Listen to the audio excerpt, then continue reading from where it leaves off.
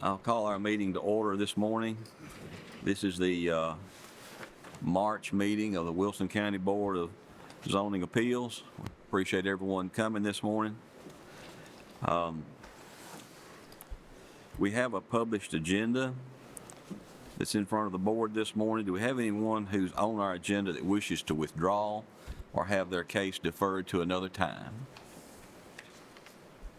And seeing none, the agenda will remain as published. We have a court recorder here with us this morning that's taking a record of our proceedings. The court recorder is provided at the expense of Wilson County. If you would like a transcript of a particular case, that will be at your expense. And if you would please see the court recorder at the end of our meeting today. Just a reminder to everyone, if you would please silence your cell phones during our meeting. And if you do plan to make a statement in front of the board this morning, you need to be sworn in. So I'll swear everyone in at this point. If you do intend to make a statement, please raise your right hand. Do you solemnly swear or affirm that the testimony that you're about to give in front of this board to be the truth, the whole truth, and nothing but the truth, so help you God? Thank you. The order of business this morning is we'll call each case. I'll read the case out loud. We'll hear the staff recommendations, and after that, the applicant will have the opportunity to make a statement to the board or share with us anything you'd like to share. After the applicant has had the opportunity to speak, then we'll let anyone else who wishes to speak in support or in opposition to make their statement. But everyone will get the opportunity to speak. The professional staff has made recommendations to the board in regard to each case, and the board will be considering those recommendations as we render our decision. Just a reminder to everyone, the proceedings this morning are being videotaped for replay on Wilson County TV on the YouTube platform. So if you happen to want to watch the meeting over again later for whatever reason, that's an opportunity to you. Secondly, you are on TV, so you might just want to be aware of that. The state requires that we have a public comment period before each public meeting. This is not in regard to any particular case. This is a public comment period, whereas you can come to the podium and make any statement that you want to make in front of the board. This public comment period is not related to any case, and of course we'll have those comments as we hear each case. But is there anyone here this morning who wishes to address the board during the public comment period? And if there is none, I'll close the public comments. Turning to the board, you received copies of our minutes from the February meeting beforehand. These were sent to you several days ago. Are there any corrections that need to be made to the minutes from February? If there are no corrections, do I hear a motion we approve the minutes? Move to approve. Have a motion to approve minutes from February. Have a second? Second. Have a motion, second. Any discussion? And all in favor vote aye. Aye. Opposition vote no. The ayes have it. And Mr. Manning, you already picked up on the fact that Ms. Robinson's not here and you're up this morning. So appreciate that. Okay. Moving into our regular agenda, case 4237 was deferred from December 19th, 2024. 4237, Anthony Mitchell on behalf of Thomas Wright, requesting a division of property in order to create two legal building lots without public road frontage. The property is located at 2988 Saundersville Ferry Road, portion of parcel 1701, Wilson County Tax Map 11. Consists of 5 acres and zoned R1 residential. We get staff recommendations now on 4237. Mr. Chair, the applicant is requesting a division of property to create 2 legal building lots without public road frontage. The zoning ordinance states that all lots must have 50 feet of public road frontage. The current lot is a 5-acre landlocked tract. Given that the current lot predates the zoning ordinance, this tract would be allowed 1 residential building permit. There is currently a house already on this property. Given the language in the zoning ordinance, staff cannot recommend approval to subdivide the property. Staff has been given some additional information since December of a deed that appears to cut out a tract on the property. This deed is after 1974, so it does appear that this tract was created in violation of the subdivision requirements for the county. If the board chooses to acknowledge this as a legal tract of record, staff will allow 1 additional home on the tracts. Even with the property deed restriction, staff cannot recommend approval of the subdivision for an additional lot. There's currently 1 home. They can replace that as well. The applicant is looking to be able to subdivide this landlocked tract to be able to get 2 additional homes. So it'd be 3 total on the entirety of the tract. Or at least, I don't know if he's going to build them. He's wanting 3 legal tracts. Run that by us again now. The existing tract is landlocked. We have it all as 1. The applicant is wanting a variance to create buildable landlocked tracts for the purposes of being able to build 2 additional homes on the tract. The one that's there is grandfathered in. That can be torn down and replaced without your all's direction. The 2 new tracts would allow them to be non-conforming legal tracts of record. Got you. Okay. Who's here to represent 4237? Right.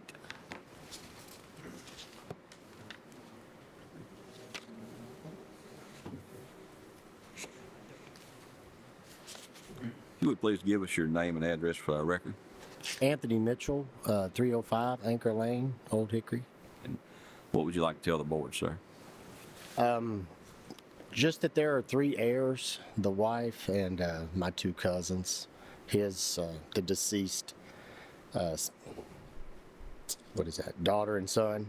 So that's why I'm here on behalf of the heirs asking for this division. And that's really all I have to say. Does the board have questions for the applicant? It is currently in 1 track, or was was it created 2 tracks in the mid-70s? Was there something about it, or misunderstanding? No, there's another deed that the applicant has provided me. That deed is after 1974, and the tract is also smaller than 5 acres. So, I mean, it's just a lot that was created via meets and bounds. Typically, anything under 5 acres would have to go through the platting process. So, by deed, they have a second lot here. But, I mean, we still would... They wrote. Yes, it's just one they wrote. We still wouldn't permit it without approval from this board. But, I mean, they do have a lot on paper. It's just But not one... after the zoning ordinance, so it would have been in. Yes, sir. Thank you. It would still need approval from this board to be buildable. And it did or didn't go through planning commission? It did not. It's only a deed. There's no plat with it. I got you. All right. Other questions from the board? Does anyone else here wish to address 4237? Yes, sir. Come forward, please. Good morning, Gerald Satterfield, 2984 Saundersville Ferry Road, one of the adjoining properties to the request.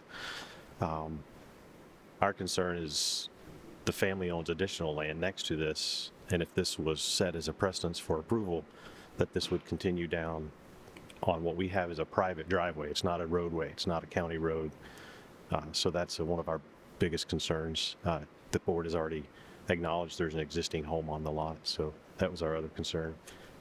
We, as homeowners, were notified to the adjoining properties, but there's other homeowners on this shared driveway. There's a total of 12 persons that live off of this shared driveway. Those persons were not notified because they weren't directly related to this, but it does affect them because we all share the cost of the driveway if there were to be damages. That is our main concern. Thank you, sir. Anyone else here wish to address 4237? Right. If not, then I'll close the public hearing on 4237 and turn to the board for discussion or a motion. Mr. Chairman, it would seem that this board in the county has a long-standing policy of not allowing additional lots without 50-foot road frontage, so I would move that we deny this case based on staff recommendations. Have a motion to deny 4237 based on staff recommendations. Do I have a second? Second. Have a motion and a second. Discussion by the board. Yes, sir. If there's no discussion, all in favor of the motion vote aye. Aye. Opposition vote no. The ayes have it. Thank you, sir.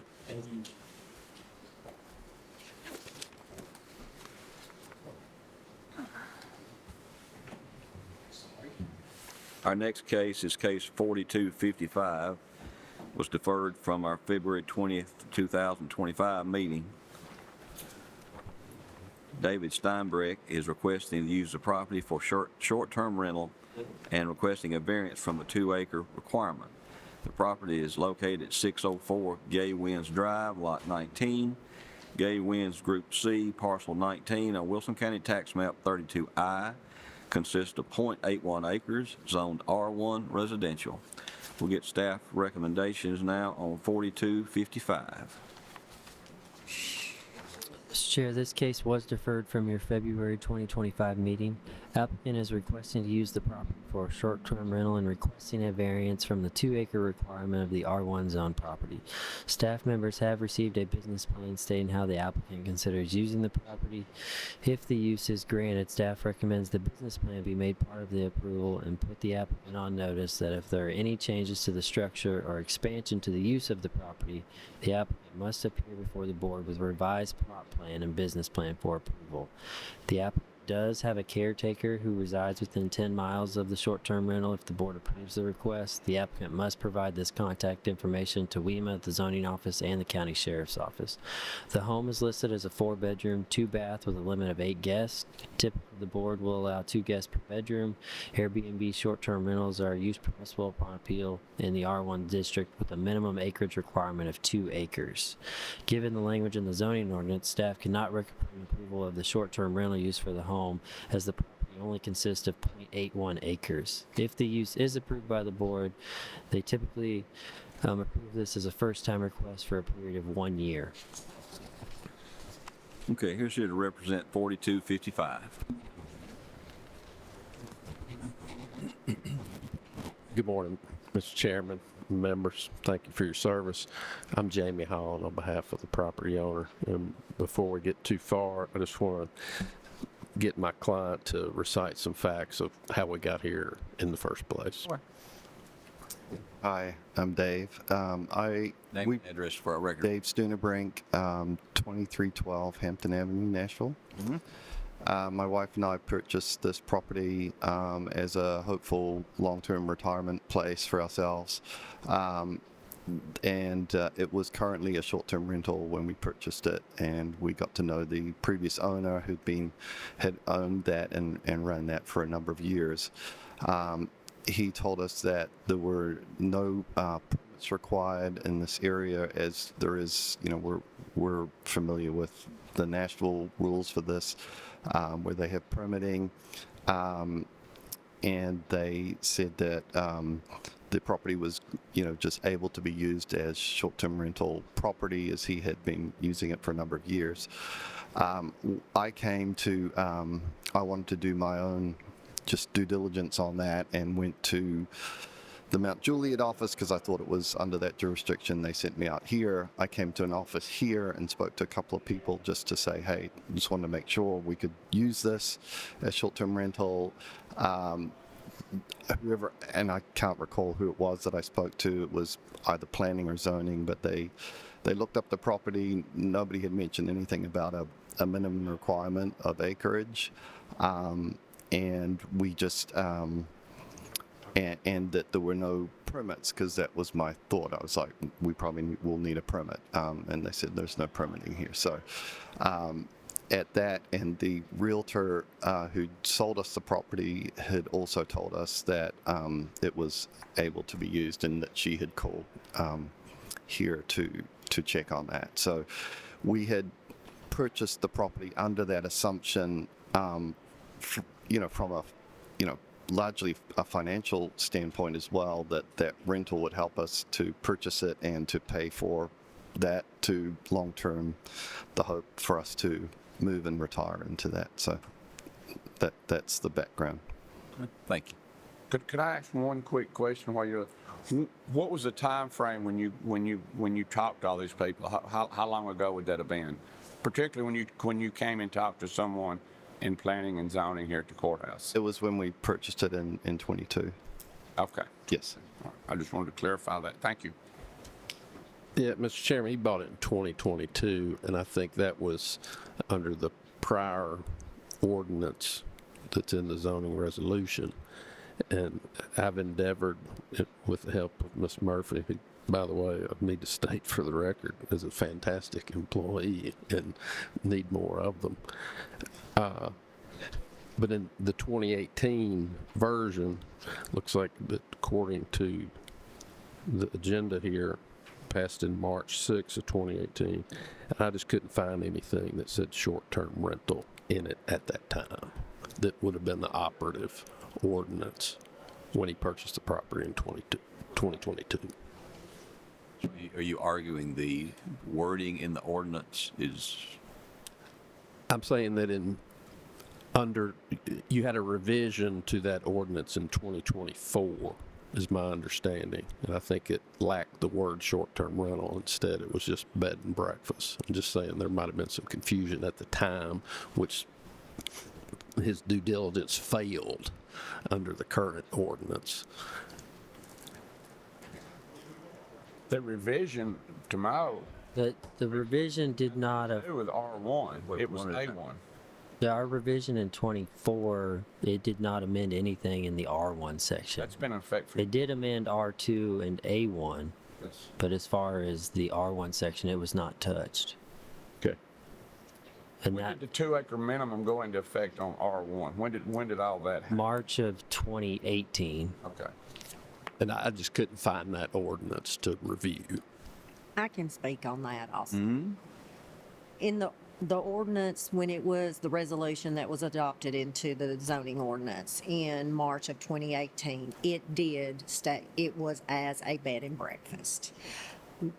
That's how it was revised as the resolution was bed and breakfast. We still looked at the bed and breakfast as short-term rentals and Airbnbs. So we still took people before the board in regards to short-term rentals and Airbnbs with the ordinance reference for bed and breakfast. But yes, like Christopher said, the 2-acre requirement was in there to begin with in March of 2018. If nothing else, Mr. Chairman, just to demonstrate he's not some scofflaw law violator, he did some due diligence, got some information, and acted. all right, anything else? All right. Just pending your questions, and thank you for your service. Any questions for the applicant? Any further questions? If not, does anyone else here wish to address 4255? If not, we'll close public comment on that case. Any discussion by the board? Any motion? Maybe a really quick question. So just to clarify, you're saying that the ordinance, that Airbnb is not listed in just bed and breakfast, and that's what that's your reasoning is that it does not apply to Airbnb? I'm saying in the 2018 ordinance that was operative, it was silent on short-term rental. It was just bed and breakfast, and this is not a bed and breakfast.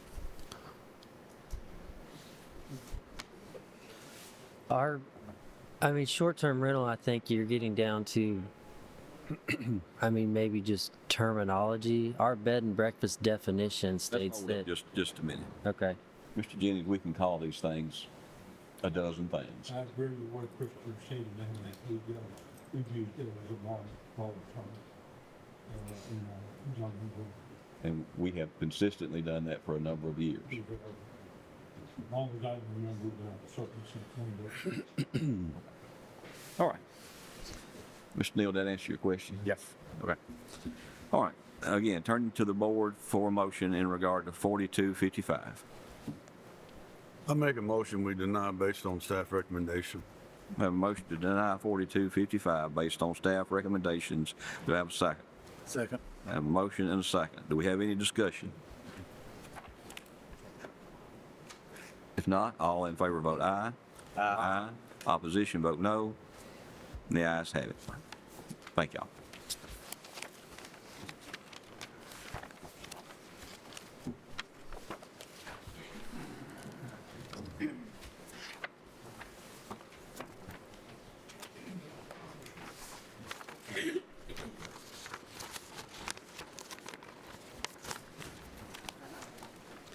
Okay, our next case is case 4264, Surefire Fireworks, requesting to renew a temporary fireworks stand.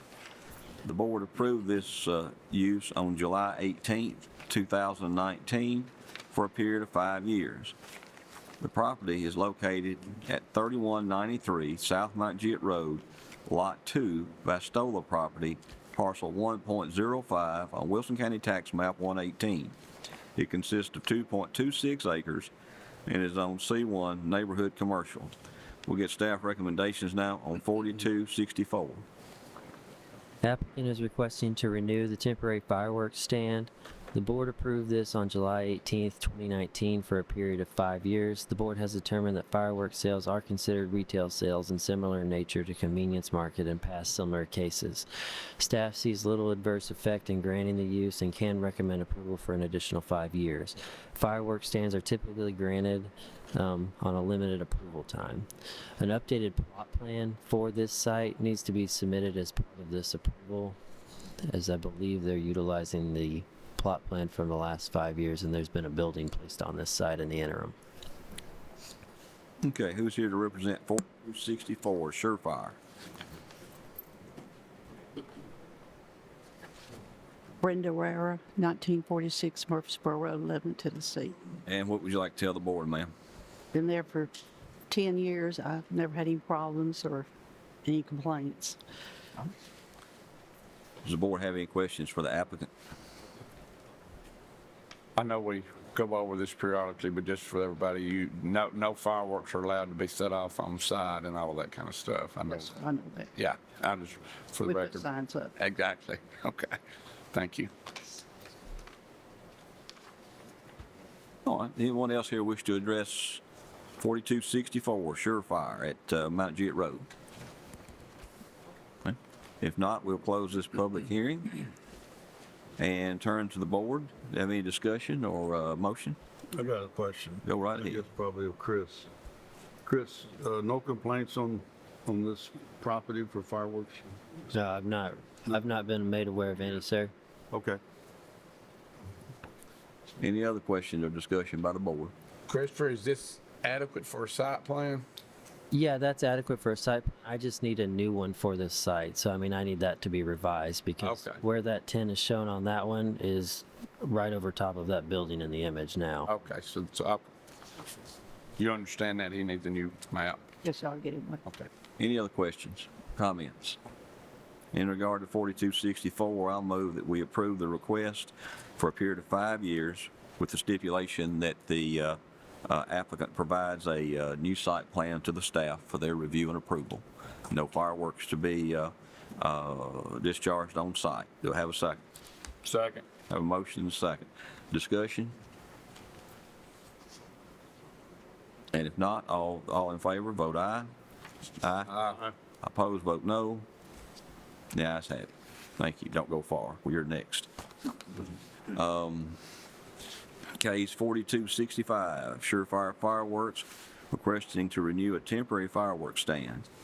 The board approved the use on March 21st, 2019 for a period of 5 years and a variance of 28 feet from the front yard setback requirement of 60 feet, allowing the fireworks tent to be 32 feet from the property line. The property located at 7458 Linwood Road, Parcel 2, Wilson County Tax Map 84, consists of 4.4 acres and is zoned A1 agricultural. We get staff recommendations now on 4265. Applicant is requesting to renew a temporary fireworks stand again on this property. The board approved this use on March 21st, 2019 for a period of 5 years. The board has determined that fireworks sales are considered retail sales and similar in nature to the convenience market in past similar cases. Staff sees little adverse effect in granting this use and can recommend approval for an additional 5 years. Fireworks stands are typically granted on a limited approval time. Okay, then give us your name and address again. Brenda Ware, 1946 Murfreesboro Road, Lebanon, Tennessee. Okay, and anything you'd like to tell the board in regard to this application? I've been there for 30 years. Okay, questions for the applicant? I got one. No complaints? No, sir. Okay.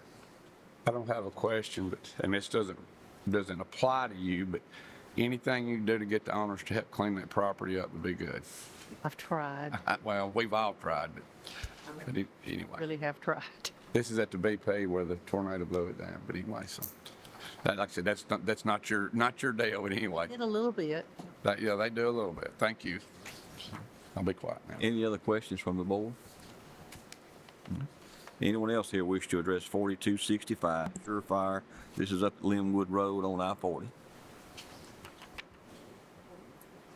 Okay, if there are no others to comment, I'll close public hearing and turn to the board.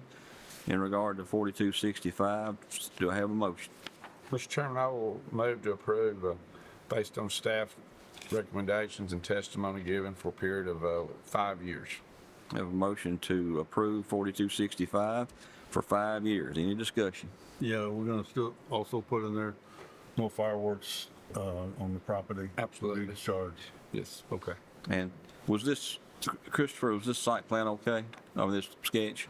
Yeah, I've got a more detailed one for that site still, and it's still adequate as there's been nothing added to this site. Okay, so the motion has been made and seconded, 5-year approval, no fireworks on site. Any further discussion? If not, all in favor vote aye. Aye. Aye. Opposition vote no. And the ayes have it. Thank you, ma'am. Who's second? I don't know if anybody did. Well, I did. Okay, you did. I may have been moving too fast. Okay, case 4266. Lighthouse Assembly of God is requesting a church use. Extending the use to the property to the north of the existing church will allow them to build a pavilion. The property located on Sonderville Road, Lot 1, Rolling Acres, Group A, Parcel 1, on Wilson County Tax Map 31-0, consists of approximately 30,000 square feet, is on R1 residential. We get staff recommendations now on 4266. Mr. Chair, the applicant is requesting a church use on R1 zone property. Churches are a listed use on appeal in the R1 district. The adjacent property to the south belongs to the same church and already has an approved church use on file. Given the language in the zoning ordinance, staff can recommend approval. Okay. Who's here to represent 4266 Lighthouse? Yes, sir.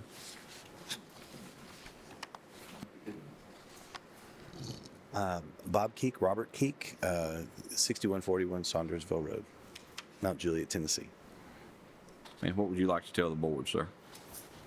We're just wanting to use the property to build a pavilion, and didn't realize that it had two separate uses, and so we realized the church and the property next to it needed to be conjoined and used for that same purpose, and we'd like to build a pavilion on there.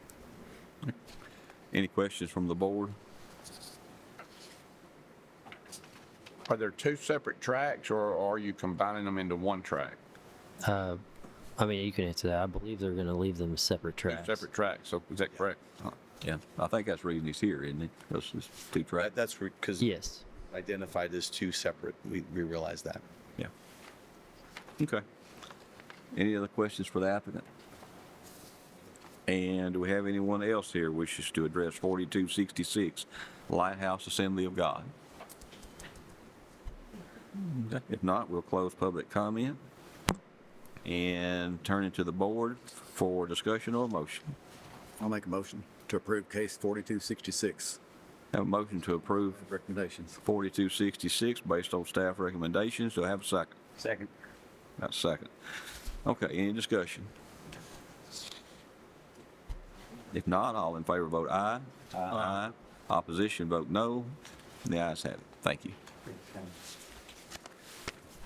I don't know if it needs to be the record or not, but the previous gentleman that commented about Miss Karen, I'm going to comment about both Karen and Chris. They're Good. incredible people to work with. Not being a builder, being a pastor, they walked me through things I knew nothing about. So they were fantastic. I'm sure they appreciate that, and so do we. Thank you. Thank you. Okay. Our next case is 4267, Lagardo Missionary Baptist Church, requesting a church use and a variance of 50 feet from the front side yard setback requirement of 60 feet for the existing church building. The existing church building is 10 feet from the front property line and will be used for storage once construction of the new church is completed.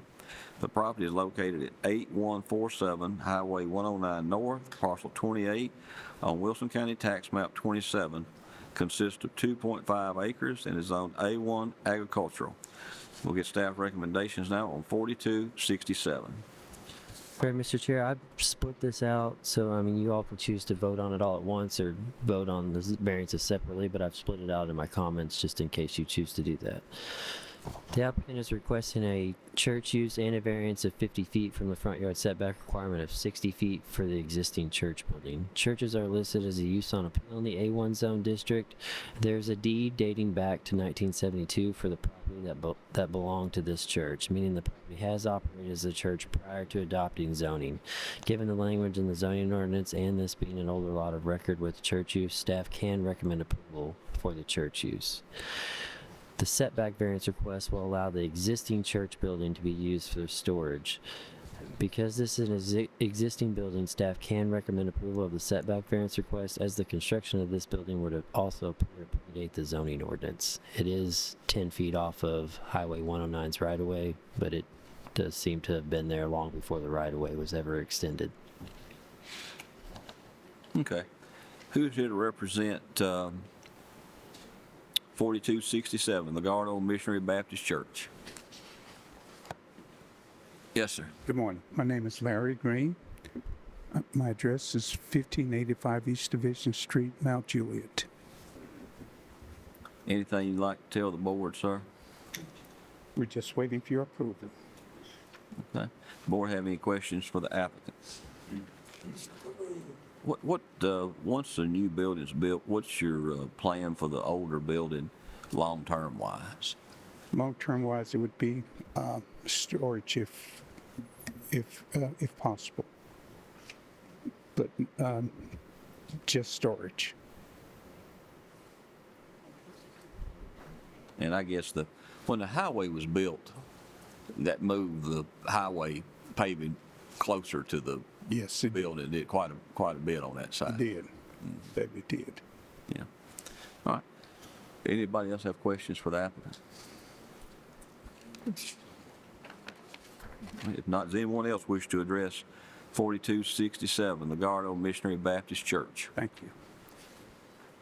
And nobody else? Okay, we'll close that hearing and turn to the board for a motion.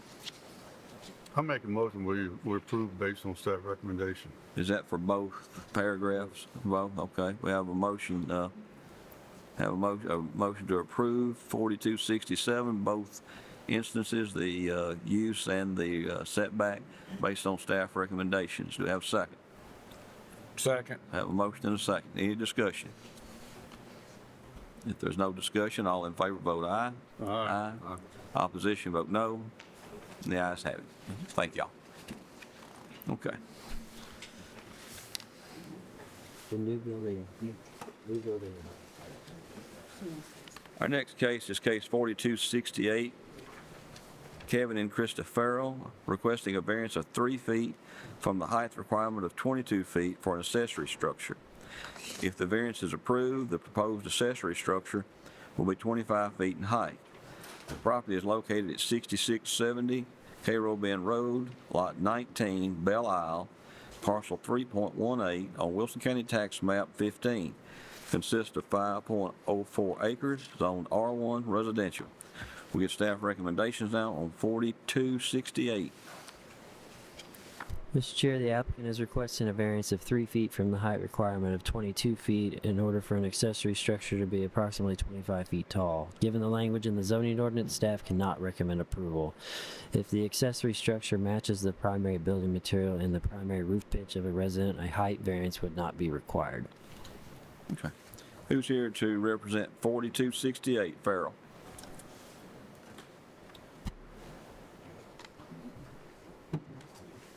Morning. Hello, Krista Farrell, 6670 Cairo Bend, Lebanon. And what would you like to tell the board?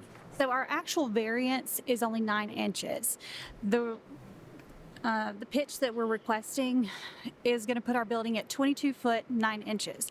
The reason that we have requested 3 feet is because of the lay of the land. The slope goes down significantly in the back of the building. In the ordinance, there is not a clarification on where you start the measurement. Is it from the ground or is it from the concrete?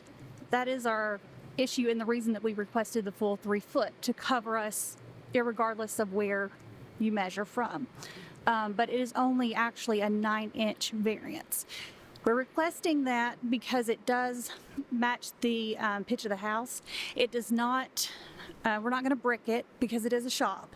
The reason for that height is for resale value on our home and even personal use.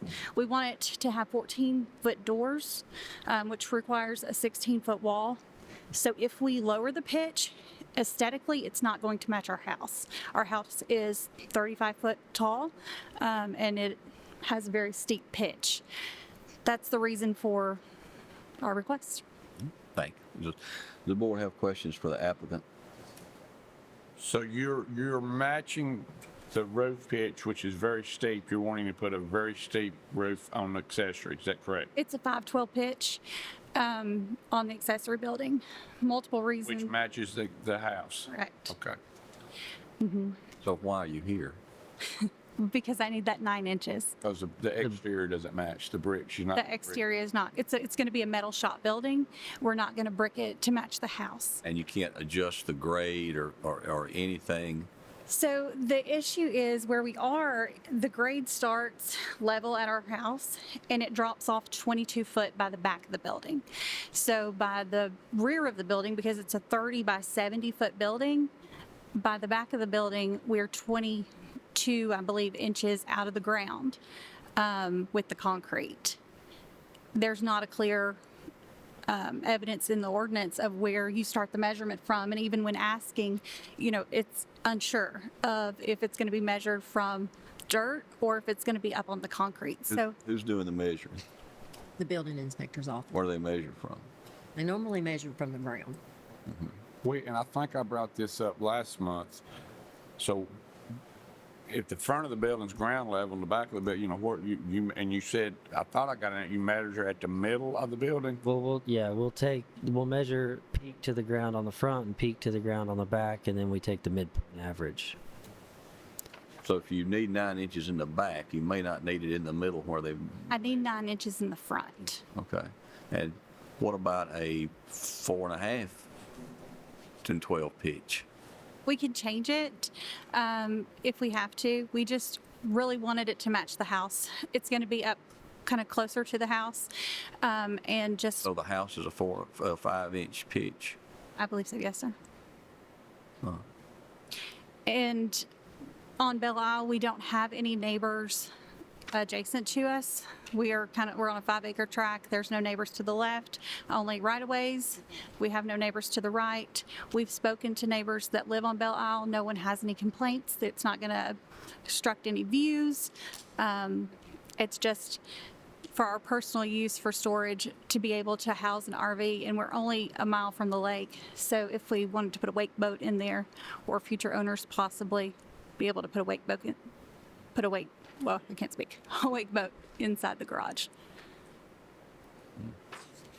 It's just that 9-inch variance.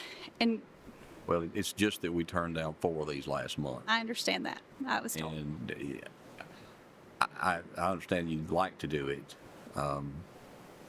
I don't see the basis, I'm not hearing the basis for the variance. Well, the main thing with the roof also, because it's going to be a metal building, so the greater the pitch, obviously the longevity of the roof would be better. We do live in a heavily wooded area, so it would help to keep debris off the roof as well as hopefully prevent leaks. Well, I think I read in our zoning ordinance somewhere we encourage them to match the pitch of the house. But Yes. being penalized because Well, it says the pitch and material. It's well, not so, an either right, or. and but we still do we not encourage them to match? I mean, is that not If you're wanting to forego the height variance totally? totally, Got to match both. I understand. yes, sir. She's being penalized. She's not doing both, but she's matching the pitch, and because of that, it seems like it's kind of. And the building will match our house as far as, with color scheme. It's Right. going to be a very nice, very expensive building. It's just not going to be bricked. Yeah, I don't doubt any of it. It's just, No, one comment I'll make, I think it's kind of, we're penalizing her. I mean, you're going to look at it from the road. 90% of people come by, they're going to look at it from the road. It's going to be 9 inches. I doubt that anybody can tell it's 9 inches off. And I understand the regulations, rules. I'm all for that. But I think we're almost getting too picky about some of this. I'll just state that. well, let me ask this quick. How picky should we be? Because like I said, last month we told 4 people no. I know. I I've think thought, I've thought about that a lot since we've done that. I think we're really penalizing people. At the end of the day, what is that going to affect? What is it? And I understand if she's asking. Decision, I understand if it's totally different than what was here last month. Is that correct, Mr. Jennings, that we decide them on a case by case? You do it on the case by case, and if you're gonna go a different way than last month, just distinguish between that. Right. I understand the house was 12 feet. She's asking for a 40-foot structure. I get that. But when we were talking about 9 inches and you're looking at it from the road, it's the front of it. But I know we've got these that we need to. I want to be convinced how I'm going to handle this versus the people we did last month versus the people we do next month. They've given us the criteria. Yeah, I understand. I don't know how you vary from it just because you want to. Like I said, I have thought about those from last meeting a lot. We should have varied from them also. Yeah, absolutely. Yeah. In the years gone by, we've granted height variance. It's if someone Years gone by, we have granted height. if someone wants the ordinance changed, then everyone has the right to go before the planning commission and say, we think this needs to be changed. But I don't, I wonder how you, when you start variances like this, where do you end? 9 inches, not that bad, okay. A foot, 2 foot? Well, on setbacks, we generally have a rule 10, 20%, something like that. We've never gone 75, I've been here, been exaggerated, but 9 inches on 22 feet, what is that? But very reasonable. I feel like the height variance on accessory buildings is primarily a cosmetic thing. I think that's primarily the reason it's in the rule book is for the benefit of the neighbors. If you've got a little bitty lot and you want a really big, I think the primary reason it was written there, based on the fact that if you can get around it if you match the pitch roof and match the accessory structure siding. So that tells me that it's not a health and safety issue, it's purely cosmetic. Well, if the neighbors don't have a problem with it and nobody in the neighborhood has a problem with it, why should we as a county have a problem with it? If the variance is very minimal. That's my argument. It's just completely arbitrary. Your position's arbitrary. You don't state, it's not like, the board policy is now going to be. It has Foot's been in the okay. past that we've granted variances on height requirements. Yes or no? Years in the past. I don't recall what we've done. I'm sure we have somewhere for some reason. Okay. Like extreme grade changes. Right. But this doesn't seem extreme. Seemed like it was pretty steep, maybe, I don't know. But that may, but she's exceeded in the front, so that wouldn't apply. But anyway. So, anything else you'd like to tell the board? Okay. Anyone else here wish to address 4268? Okay, we'll close public comment. And I will call for a motion or discussion in regard to 4268. I'll make a motion to approve. Have a motion to approve 4268. I'll second that motion. Do we need to phrase? Yeah, I think you need to give something defining why you're doing this. Okay. As far as what we consider reasonable request. I'm good with that. I would, if I can amend the motion to add, I guess a comment, the variance is very minimum, has no negative impact on the, according to testimony given here today, no negative impact on the neighborhood or the adjoining property owners. And she is matching the roof pitch of the house. That's something that most people probably aren't going to do. She's testified under oath that the accessory building will be matching the roof pitch of the existing house, and that may be part of her hardship. Is that acceptable? Yes, me. All right. It'll all depend on the next. I understand that. Next month or 6 months from now, whatever. All right, have a motion to approve 4268, based on the fact that the height, what'd you say, is minimal? The variance is The minimal? height variance is minimal. minimal. It's not excessive And there's no impact. on the adjoining property owners. And Mr. Crockett, that was your original motion, you okay with all that? And also the roof pitch, I want that in there. Right. And that they are matching the roof pitch? Yes. Okay. Which is Yeah. extremely steep. It's a 512. I'm not an architect and engineer. She said it was steep. I'm taking her at her word. I hadn't been out there to look at it. Okay. Any further discussion on the motion? If not, all in favor vote aye. Aye. How many we got? Raise your hands. 1, 2, 3. All opposed, no. Motion carries. Thank you, ma'am. Okay, next case is 4269. Dorothy Stevens requesting a variance of 7 feet from the existing deck to the existing shed, a variance of 4 feet from the existing shed to the existing carport, and a variance of 2 feet from the existing house to the water's edge of the pool. The existing deck is 1 foot from the existing shed, and the existing shed 4 feet from the existing carport. The variance will allow the applicant to replace the existing pool and be 6 feet from the existing house to the water's edge of the pool. The property is located at 702 Wilson Court, Lot 37. Elmere subdivision is Group B, Parcel 20 on Wilson County Tax Map 31F. Consists of 37,000 square feet, is on R1 residential. We'll get staff recommendations now on 4269. Mr. Chair, as you mentioned, the applicant is requesting a slew of variances of 7 feet, 4 feet, and 2 feet. And all these are structure separation variances. The variances will allow the applicant to replace the existing pool. As you can see in the aerial, it's the pool that is on the aerial, so they're just wishing to replace that.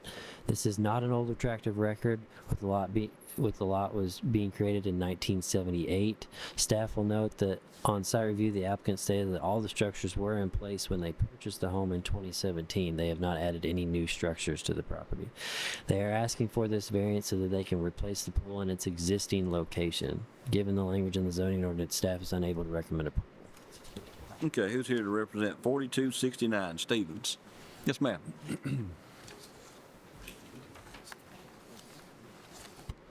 Ma'am, what would you like to tell the board, ma'am? As stated by the gentleman, we purchased the house in 2017. These are existing structures, both the pool and the tool shed. I did some online research. It's amazing what one can find on Google. Looking back at prior real estate listings for this home, when it sold to the prior owners in 2015, these structures were there as well. And I printed those out this morning if you'd like to see it. The pool was installed in, got it from Family Leisure, April 21st, 2010. Has been paid for. Certainly want to make sure that we are keeping up our property, that we're replacing it again. It came with the pool. It is paid for. We're requesting your kind variance on the pool. Again, being able to place in the same location. And that tool shed, which yes, it is only, I think, about a foot different distance from the deck at one corner. It's like this. So you're asking for these variances to replace them? Yes, sir. Okay, I got you. Any questions from the board?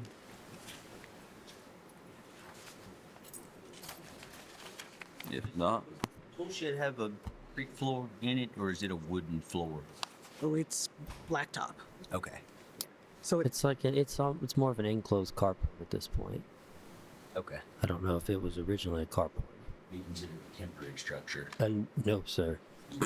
Yeah, and not thinking original carport, it's probably only, the tool shed itself is probably only this wide. So I don't know, I mean, from a car perspective, I mean, maybe you can get a motorcycle in there. Probably not a car.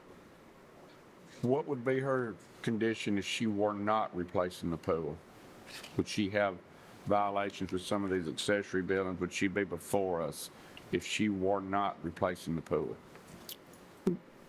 I don't completely understand the question. Like, if she's just like we went out there on our own accord and cited her for separation. Well, or I guess, I mean, you were out there for whatever reason. I don't know the reason. And- Yes. But is replacing the pool creating all this, or they're existing anyways? What I'm asking. They're existing anyways. They're triggered by the replacement of the pool because we do an entire site inspection whenever we. So Yes. anything that had gotten you out there would have triggered this, not just Yes, sir. the pool in and of itself. Yeah, no, she could have been doing a garage that didn't need any separation setbacks from what's existing, but we would have cited the ones that had issues. Okay, I thought that was the case. I just wanted to clarify that. Yes.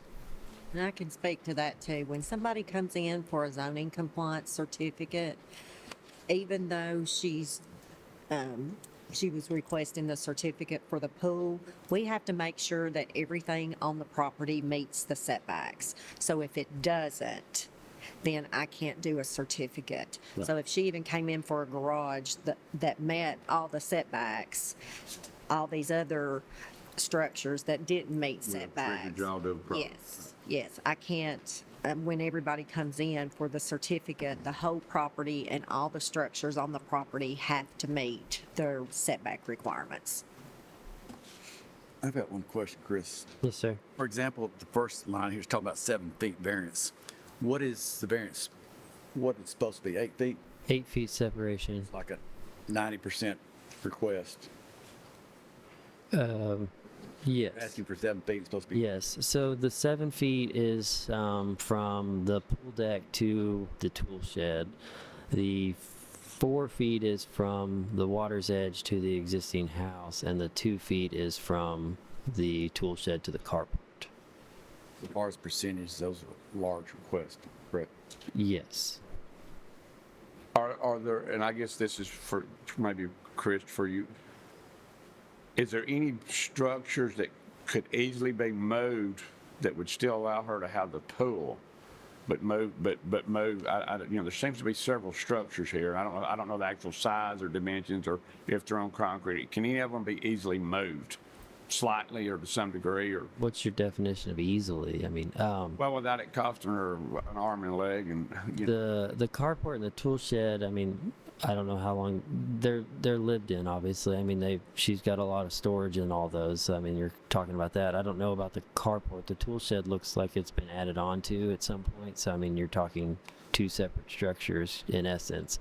The pool, I guess, could possibly be relocated back to where it doesn't need a separation variance from the home.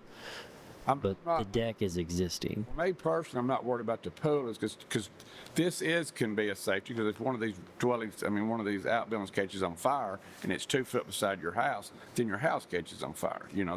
I think that's a part of the reason we have that ordinance, is to separate them, so I'm not so worried about the pool as I am how close some of these dwellings are. they're already there. Yeah. You're gonna make them tear them down. I don't know. That's what I was asking. The separation, That was like an instance of the 7 foot variance request, that is from the tool shed to the deck. She has replaced the existing deck. It looks like fairly recently. She's refloored it and everything. in my instance, that probably would have been the easiest thing to remedy. She would have probably wanted to do that before she went ahead and replaced it, because she could have modified the deck to where it didn't need that separation from the tool shed. But, that's hindsight at this point. She's already went through and replaced everything, and she didn't add on to it. She just replaced it as it was existing. All these were here when you bought the house. Yes. You're just a victim of what somebody else did. Yes, sir. Yeah. Yeah, from the research I saw online, previous listings for this home, all was this way 10 years ago. Yeah, pool going back 15 years. Okay, any other questions for the applicant? Are you going back with the exact same size pool? It's going to be the same footprint Yes, sir. as what was there Yep, previously? family leisure's just waiting for me to say, come on out and install it. Other questions? Anyone else here wish to address 4269 Stevens?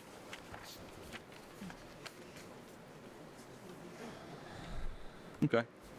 I'll close the public hearing then and turn to the board for a motion. Mr. Chairman, I will move we approve these requests based on the fact that she's not encroaching or any further than what's already there. And also, I'm going to base this on the odd shape of the lot. I feel like she's got a very odd, irregular shaped lot that may or may not play into these, but I'm putting that in the motion. I have a motion to approve 4269 based on, say that again, man? Based on the fact that she's just replacing what was already there. She's not encroaching any of these, any closer on any of the building setbacks, and based on the fact that it's an odd shaped lot. Okay. Do I have a second? Second. I have a motion and a second. Any discussion? If not, all in favor vote aye. Aye. Aye. Opposed vote no. And the ayes have it. Thank you, ma'am. Thank you, gentlemen. Next case is 4270, Robert McDermott requesting a variance of 5 feet from the north side yard setback requirement of 10 feet.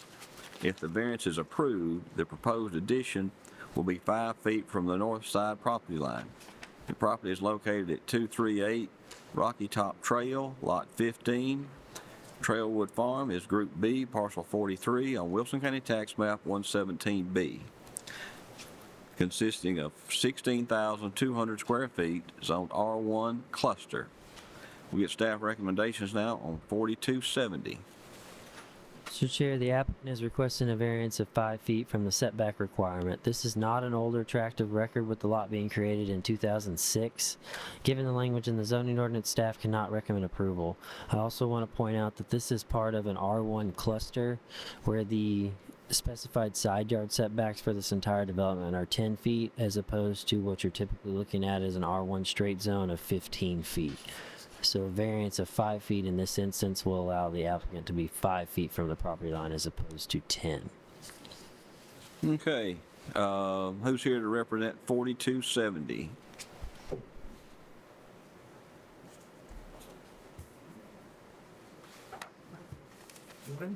Morning. Robert McDermott, 238 Rocky Top Trail, Mount Juliet. Thank you for allowing me to speak. I totally understand the need for zoning and so forth and so on. In this particular case, I have discussed this with my immediate neighbor, Preston and Lydia Moore at 236 Rocky Top. I get that the variance is 10 feet, and I'm going to be crowding the line a bit. I will still be more than 10 feet from the Moore's driveway and over 30 feet, almost 35 feet from their house. If you look at it realistically, if theoretically you built 10 foot and 10 foot, the buildings would be 20 feet apart. I'm still going to be 35 foot from his house. They have absolutely no problem with it. I have spoken with them at length about it before I even proposed it. I still have to get it past the HOA, but there's no point in even talking to the HOA or doing a design until I get some resolution here. So, given the fact that doesn't seem to be inconveniencing my neighbor at all, and I have discussed it with him. I would respectfully ask that you consider the request. All right. Thank you, sir. Any questions for the applicant? And if not, does anyone else here wish to address McDermott 4270? One question. Sure. Yes. You're not adding concrete. No, no. So whatever you put up is going to be on the existing pad or whatever's there. Well, actually, what I'm doing is I have a side entry garage. They put side entry garages in that community, and they didn't give you a whole heck of a lot of room to turn your car. So unless you got a relatively small car, you can't get in there.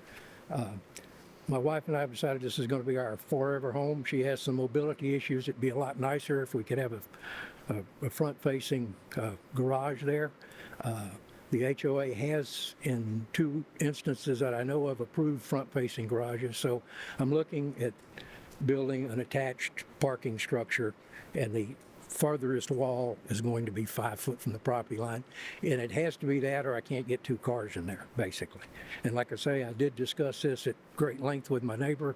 He's totally all right with it, and it's not going to impact anybody else.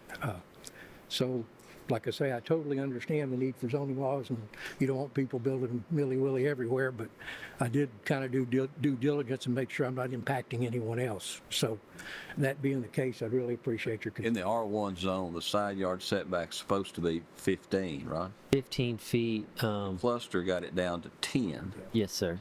and now he's wanting to go to 5.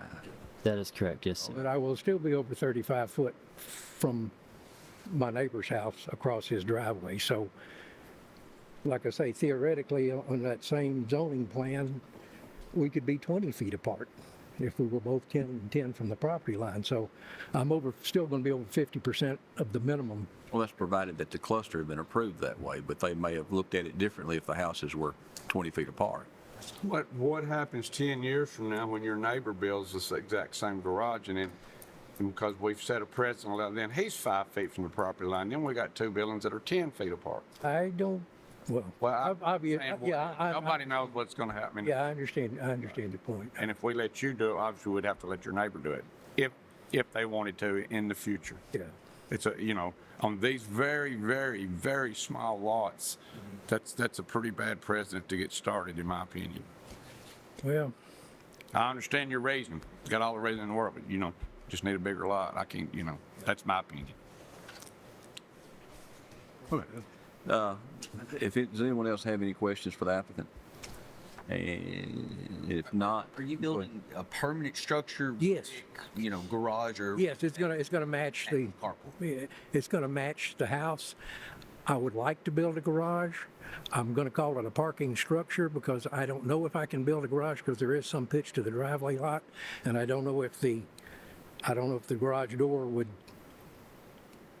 meet it. So until I get to design it, I don't know, but there's no point in I know it's gotta be that wide, so there's no point in going into the design until I could get, approval here. So I'm trying to do it all right, but, anyone else here wish to address 42-7 McDermott? I got just one quick question. Go ahead. yes, sir. So currently, to get in your garage, you come up the driveway and have to make right turns into the garage. Correct. Okay. And you want to put a carport or whatever you want, just a building. Structure, a building. Yeah, structure.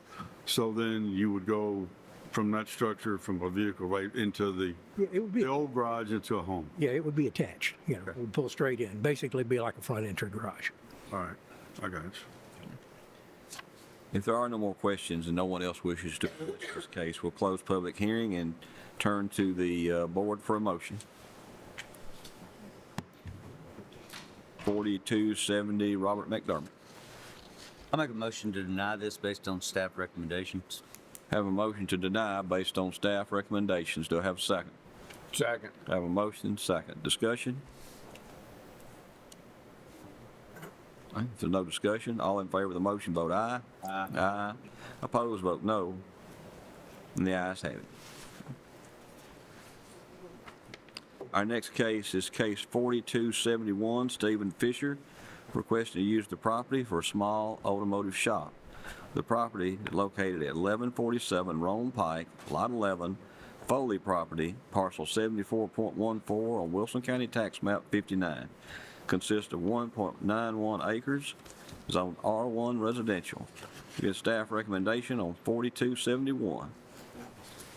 Mr. Chair, the applicant is requesting to use the property as an automotive shops. Automotive shops are not permitted use nor listed as a use on appeal in the R1 zone district. Therefore, given the language in the zoning ordinance, staff recommends denial. Staff will note if the approval is granted, the board has the ability to require some commercial standards as they would pertain to the business use of the property and submittal of a site plan to the planning commission the planning office. Staff will note that this property is located within the urban growth boundary of the city of Lebanon and would be subject to the city's review if a rezoning were pursued. Okay. Who's here to represent 4271? Stephen Fisher.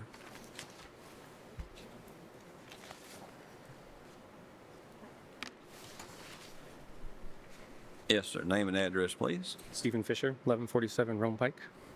And anything you'd like to tell the board, sir? Yes, so my goal was to build a small structure there to start an automotive shop that would be a temporary position to grow and then move into town into a bigger property. Property in town right now is pretty expensive, so I can't afford to just go buy or rent something. I understand rezoning from R1 is permanent. So maybe the request should be a conditional use permit or a conditional use exemption, maybe. What you're here for. Right. Okay. I wasn't sure. This is a special use permit hearing. Okay. I just wanted to clarify that to make sure, because I don't want it to be permanent. I don't even want to work out of it permanently. I want to build the structure, grow the business for a couple years, and then move into town somewhere for a more permanent location. Does the board have questions for the applicant? Are you wanting, I think you said this, Claire, you're wanting to build something and not use what's pre-existing, is that correct? Correct. Okay, I thought you said that. Thank you. On my current plan would be to build a 30 by 40 building with 2 roll-up doors. It wouldn't look out of place versus anything else that's there already in the neighborhood as far as other accessory dwellings, which would then increase the property value if at some point I sold it. So we're not trying to build some big crazy shop building that would look out of place. I want it to look just as a normal accessory dwelling for residential property. What's the time frame that you want to be out of this location? 2 years. You know, I'm somewhat familiar with that location, and it's all residential. You know, that's really a tough request. I do. I understand that. It does back up to Carthage Highway, which is very busy. Right. So that's where I live. I was just trying to get something started cheaper than. I appreciate what you're trying to do, but it's residential, so it's kind of. I do. I understand that. Which is why I would try to build a building that looks in place for the residential properties that are in the neighborhood. So when the house sells in the future, nobody would ever know that, there was a automotive shop there temporarily. What kind of traffic do you expect? Based on the size of the building, I couldn't do a lot of volume of business, so maybe 1 to 2 cars a day of in and out. At most, it would be me working there and maybe one other person as far as physically working on cars.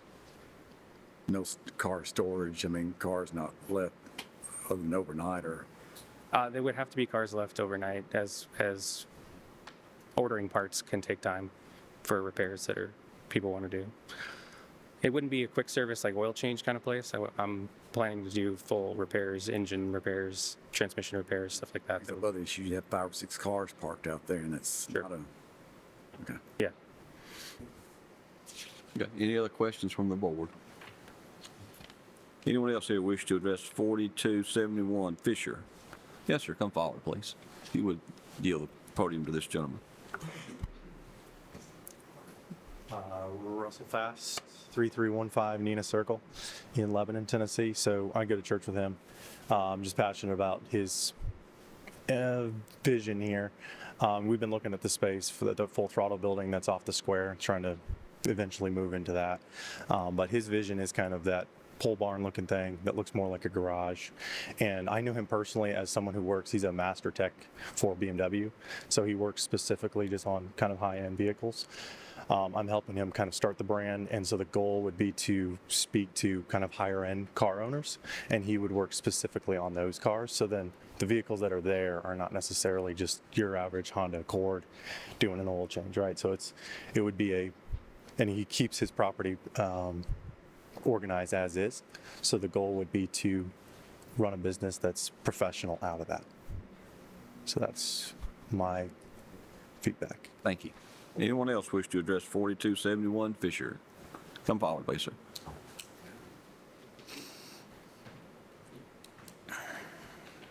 Randy Hibbert actually lives in Gallatin, but I'm part of I work for the company that's talking about building it.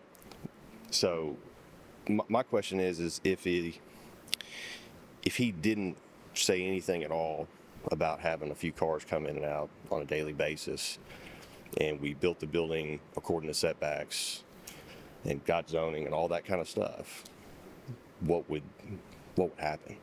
Like, would anybody know? You're asking us to look into the future? No. I'm just saying, like, it seems like he's doing this way more than your average person just building a 2-car garage.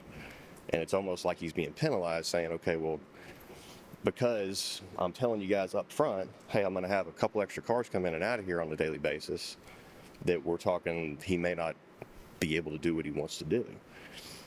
Versus if he just came in there and just say, hey, I'm going to build a 30 by 40 2-car garage next to the house, meets all the setbacks, we'd get approved, we build the building. He turns around 2 months later and he's got 4 cars in the driveway. You're asking us the what if question if he were to come in and ask for forgiveness as opposed to permission? No, But if nobody if you never got a complaint, you could do whatever you wanted to do, basically, until you got a complaint, and then you would be. Was that correct, Christopher? I mean, pretty. Yes, we are complaint driven. We're not actively driving the cat. We don't have the staff for that. Yeah, no, and I wouldn't expect it to. I mean, that'd be. Well, let's bring it. But if somebody builds a garage and goes out there and they want to act in an illegal fashion, sure, there are other avenues that may come into play. 100%. We can't speak to that. So, do you have anything to tell us that would be relevant to this proceeding? So two. One is the structure itself is. It will add value to the property. It's not like one of those metal kind of temporary structures that are just tied in with rebar and, the metal runs side horizontally and all that, cheap garage doors. It's a 2-car garage. I mean, that's all it is. It's nothing that's gonna, as far as aesthetically, it's not going to be unpleasing.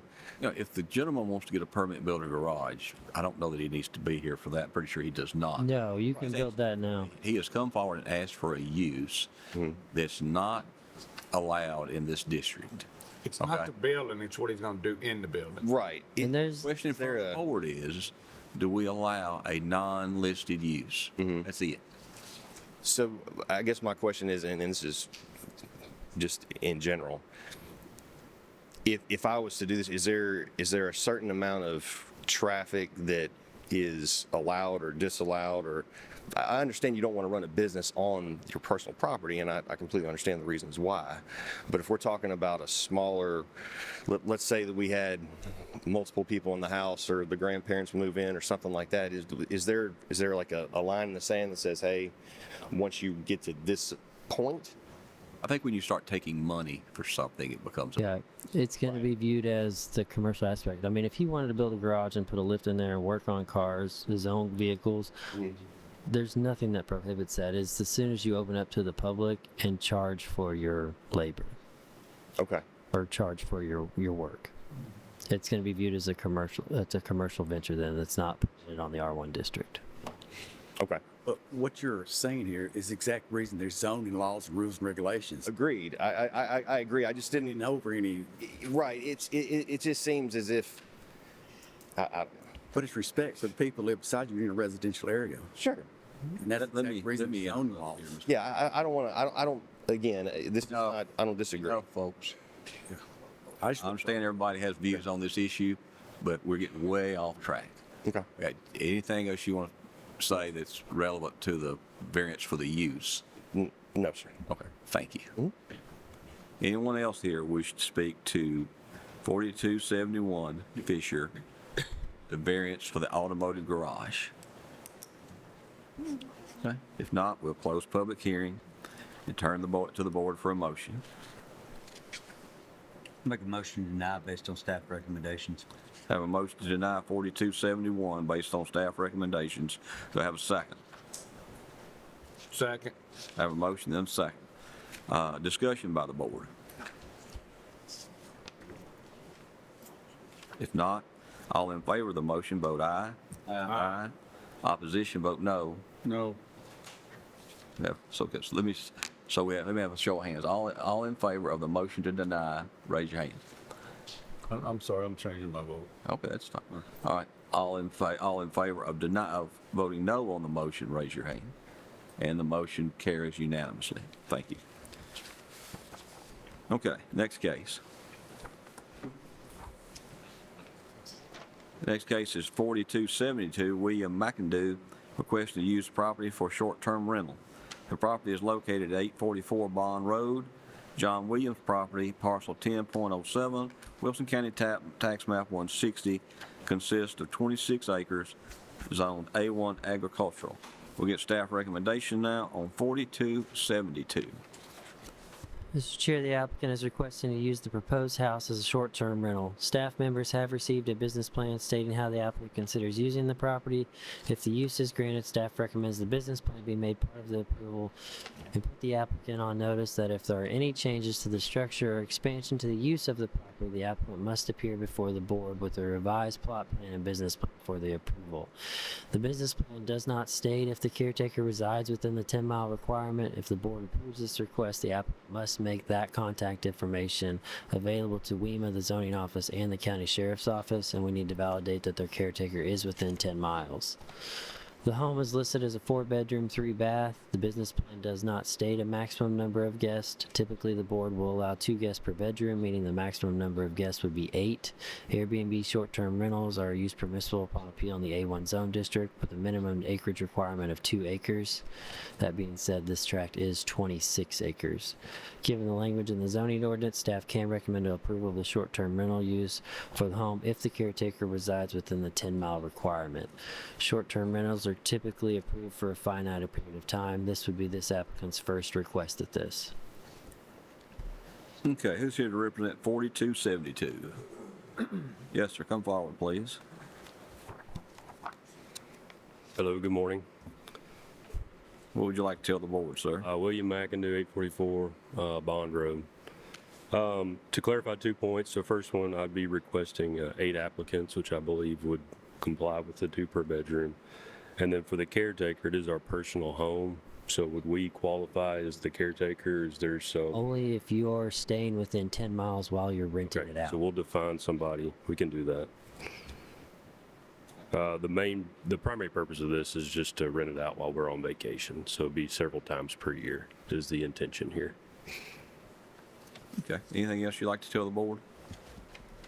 That would be it for now. Okay. Unless there's any questions. Board have questions for the applicant?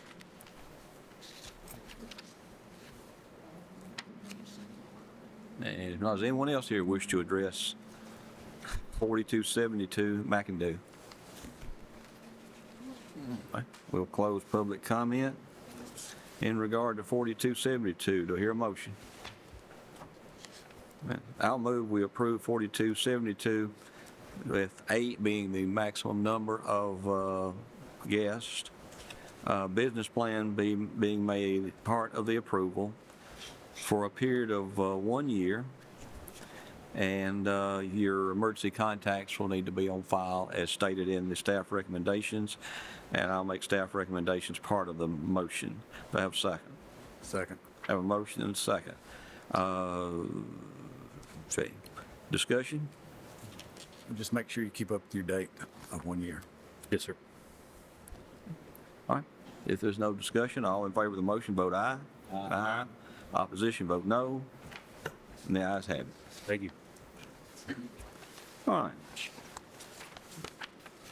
right, next case is case 4273, Gerald Smith, requesting a variance of 5 feet from the setback requirement of 8 feet between structures.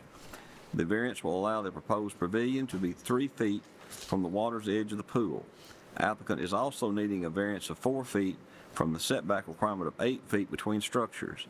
The existing house is 4 feet from the water's edge of the pool. The property is located at 2003 Earl Pierce Circle, Lot 50, Saundersville Point, Group C, Parcel 47 on Wilson County Tax Map 31-0. The property consists of approximately 30,800 square feet and is on R1 residential.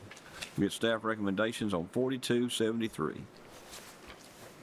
Mr. Chair, the applicant is requesting a variance of 5 feet from the setback requirement between structures. This will be for the construction of a pavilion that is proposed to be 3 feet from the water's edge of the existing pool to the proposed pavilion. They will also need a variance of the 4 feet from structure separation for the existing pool on the existing house. This is not an older tract of record with the lot being created in 2001. Given that language in the zoning ordinance, staff cannot recommend approval. Okay, who's here to represent 4273? Smith. Yes, sir. Morning. Gerald Smith, 2003 Earl Pierce Circle. My wife and I purchased this house in 2016. The patio, the concrete patio and the pool were pre-existing. We would like to install a cedar pavilion consisting of 4 cedar posts with a lean-to style roof, 12 foot in the front, 10 foot to the back. We learned that in 2020, I guess, the variance or the setback was changed, which would put the existing house, it's not 8 feet from the pool. The pool was constructed with the patio, as far as I know, between 2003 and 2007. The prior owner said it predated them and they had lived there since 2007. So we're asking for the variance to cover the existing pool and house, as well as constructing the patio or the pavilion close enough to the pool for it to make sense. And that'll allow us to put it on the existing concrete patio. If we have to set the pavilion 8 feet back from the pool, we'll essentially have to pour more concrete back into the backyard, which doesn't make a lot of sense for a couple reasons. But one, the lot is sloped back to front. So for drainage purposes, we have a natural berm that prevents water from pouring into the pool. If we have to extend the patio a few feet to accommodate the pavilion, basically we'll scrap the project because we'll be paving into the berm. So we're asking for the variance for the existing structures that predate our ownership, as well as to construct this pavilion. Thank you for your time. Does anyone have any questions for the applicant?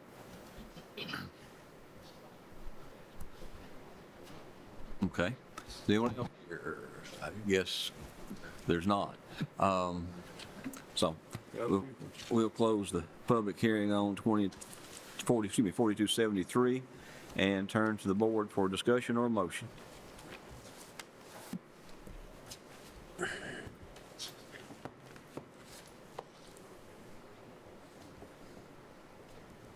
I'll make a motion, we approve this based on the testimony given due to the topography of the lot and the water runoff. I have a motion to approve 4273 due to the topography of the lot and water runoff. Do I have a second? Second. Have a motion, second. Any discussion? Not, all in favor vote aye. Aye. Opposition vote no. The ayes have it. That's the end of the agenda. I'll remind everyone of the work session tomorrow at 9 a.m. With the Planning Commission to see a presentation from Nashville Greater Regional Council regarding the growth plan. And Christopher, do you have anything else? No, I was going to reiterate that. I do have just a point of information. There is a zoning resolution going tomorrow for Planning Commission for a recommendation as well. It is to amend the minimum lot size for the A1 zone district. It is currently set at 80,000 square feet.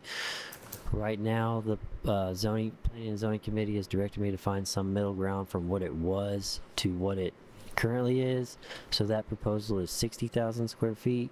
I will let you know when I get it finalized, but right now that's what it's being proposed to the Planning Commission as. It could be amended multiple times before then, but that's what's going before them tomorrow.